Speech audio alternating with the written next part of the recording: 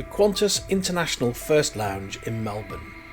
This is the Oneworld Emerald only status lounge in Melbourne's international departure area. But what is it like? Is it any good? Because if you've been through British Airways First Wing at Heathrow Terminal 5, you'll know the feeling of being treated like a VIP. With a check-in area partitioned away from the masses, an exclusive security lane that takes you directly to the first lounge. But the lounge itself is a bit of a letdown. It's more business class than first class. So how does the Qantas International First Class Lounge stack up? Hi, I'm Phil and I'm on a grey gap year. As you enter the main international departure area at Melbourne Airport, there's some decent bar and restaurants in the centre, and then the seating and the gates, they're all set around that. And until you realise that it's this sort of circular layout, it can be a little bit disorientating.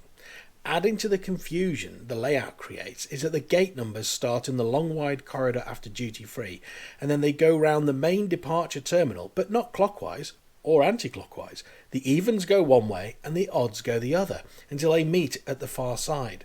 Most of the lounges are down one floor from the main concourse, but the first lounge and the Mahaba lounge are upstairs, with the escalator and the lifts for this lounge on the opposite side from where you come in, and they're between gates 9 and 11. As I entered, I was greeted warmly, and after a quick check of my boarding card, I was welcomed and granted access to the lounge. Oh yeah, very well, thank you. And you? Thanks.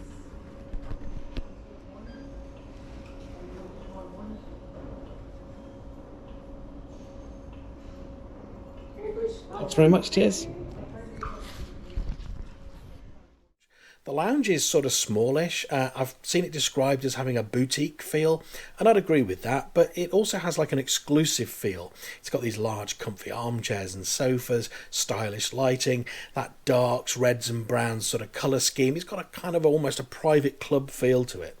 And although it has a boutique feel, it is smaller than other lounges, but it has been very quiet on the two occasions that I've visited it. At one end of the lounge there are these two small office or meeting rooms.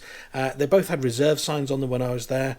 They'll offer you some privacy if you need to work or make calls while you're waiting for your flight. One was in use on my second visit and no sound leaked out of that room at all.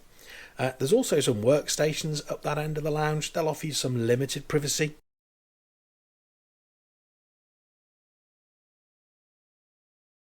As you walk down the lounge, there's some neat seating areas that are sectioned off with bookshelves, magazine racks, and these bright red partitions where you can relax with armchairs, coffee tables, there's TVs, magazines. The views of the airport taxiway and runways are stunning. Although my recent visit was shrouded in mist, my previous visit was in bright sunshine. If you're an AV geek, there are lots of seats where you can relax and watch the planes taxi and take off, all to your heart's content. There's limited self-serve food and drink options here, so if you're short on time and you need something to eat, or if you just want a quick coffee and a piece of cake, then the Qantas Business Lounge downstairs is probably a better bet.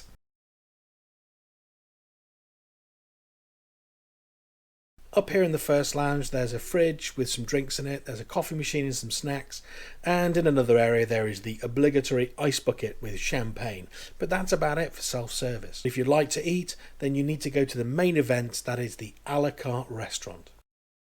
On this, my second visit, I thought the menu was the same as last year's, but when I had a look, it had actually been refreshed and rejuvenated, with just some of the dishes being retained.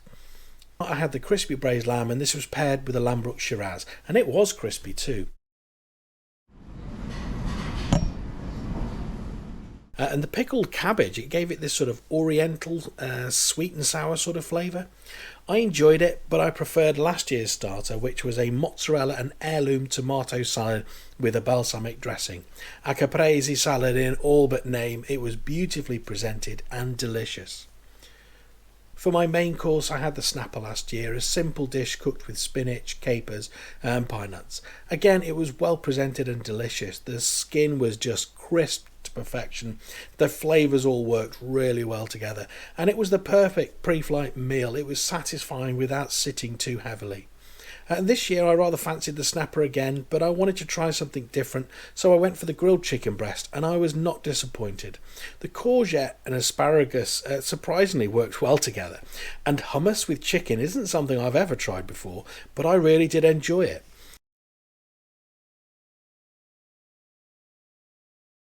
This course was paired with the dry Riesling.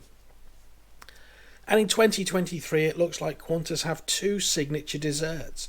Last year I went for this really smart raspberry and strawberry pavlova.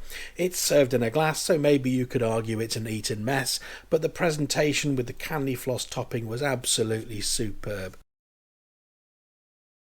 And I would have had that again, but the honey flan with mango was a Qantas branded dessert, so I just felt I needed to see this. And I have to admit, I was surprised by what was served.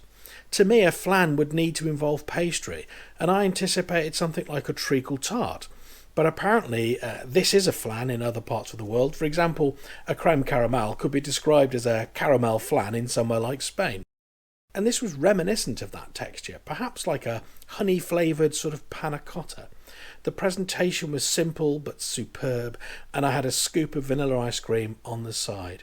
I paired my dessert with the Lily Pilly dessert wine, and that was something special.